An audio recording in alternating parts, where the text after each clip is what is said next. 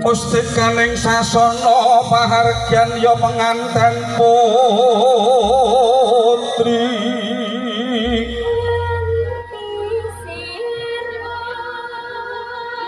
tupi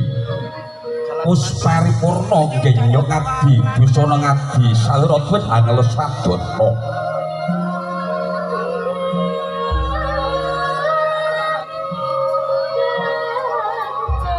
sang pengantin putri ing mangke tumuli ya kakane jengkar saking sasana bali mayang arum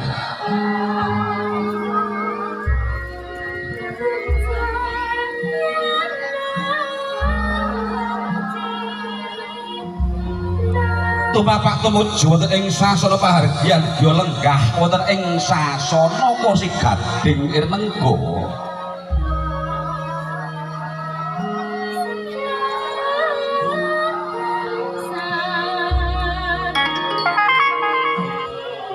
Dasaranudya sulistya ing warna karengga busana ingkang endah edi peni busana Jawi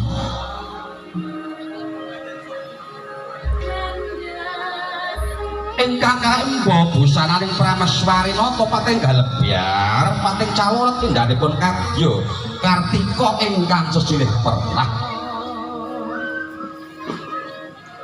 pepas ireng meles anjanges kang sarwa pantes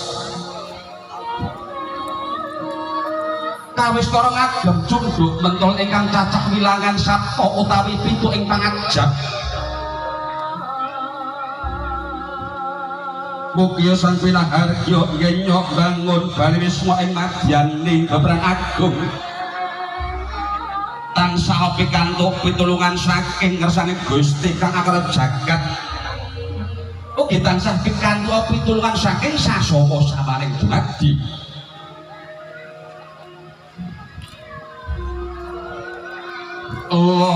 lonan sang pengantin putri genya lumaksana prajana kalampun kebak ing pangatos-atos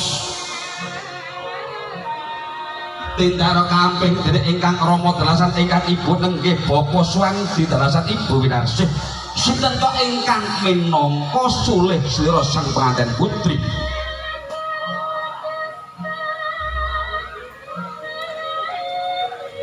Penanggih Pustikane Dyah Indri Mindi Astuti kawistara tindake rawuh enggah wonten ing siti inggil palenggahan penganten Praten sasana kang tinuju pramila sang Subha manegala krah panet juru pratigis atur sasmita mring sareng bahagian lenggah wonten ing kursi dampar rinengga kursi sekarang papan palenggahan ewa dini rinengga kanthi rinenggan ngaco sekarang kang sarwa pilih ingkang mangkono saya amimbuhi asri istri sajroning taman sari ing siti hinggil palenggahan penganten